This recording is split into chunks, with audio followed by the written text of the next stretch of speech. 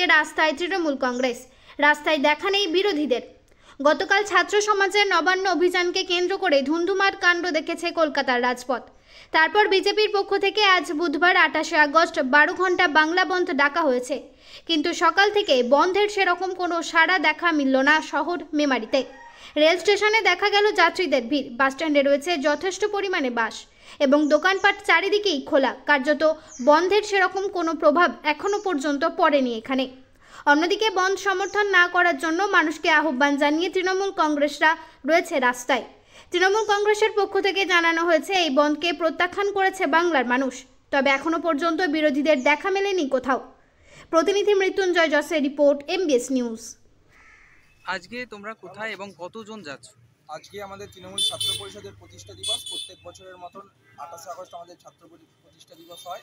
প্রত্যেক বছরের মতন এবারেও আমরা যাচ্ছি গান্ধী মূর্তি পাদদেশে। আমরা এখান থেকে 4টে বাস নিয়ে রওনা দিচ্ছি কলকাতার উদ্দেশ্যে। কি বার্তা দিতে চাইছো বা কি? আজকে আমাদের ছাত্রছাত্রীদের জন্য আমরা আগামী দিনে কীভাবে পথ চলবো সেটা আমাদের দেশনায়িকা, আমাদের নেত্রী মাননীয় মুখ্যমন্ত্রী মমতা বন্দ্যোপাধ্যায় তিনি আমাদেরকে বার্তা দেন। আমাদের দলের সাধারণ সম্পাদক মাননীয় অভিষেক বন্দ্যোপাধ্যায় তিনি আমাদের ছাত্রদের জন্য কীভাবে আগামী দিনে পথ চলা হবে, ছাত্রছাত্রীদের কী সুবিধা থাকবে সেগুলো সমস্ত তিনি আজকে জনসভার মাধ্যমে আমাদেরকে বার্তা দেবেন। কতজন যাচ্ছে?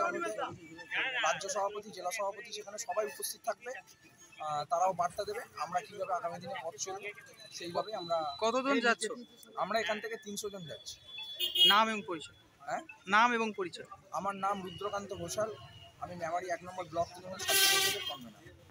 আজকে কি কোথায় যাচ্ছেন এবং কি কর্মসূচি রয়েছে? আজকে তো তোমরা জানো যে আজকে ছাত্র পরিষদের প্রতিষ্ঠা দিবস।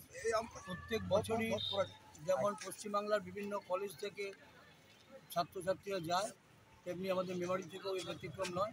মেমারি থেকেও আজকে যাচ্ছে, তার যথারীতি এখান থেকে 4টে বাস নিয়ে এরা যাচ্ছে। এরা রুদ্রকান্ত ঘোষাল যে ব্লকের কনভেনারদের মধ্যে একজন, তার দায়িত্বে এখান থেকে চলছে। ওপার থেকে আবার কলেজ মোড় থেকেও একটা বাস যাবে, 3-4টে বাসে একটা টিম যাবে।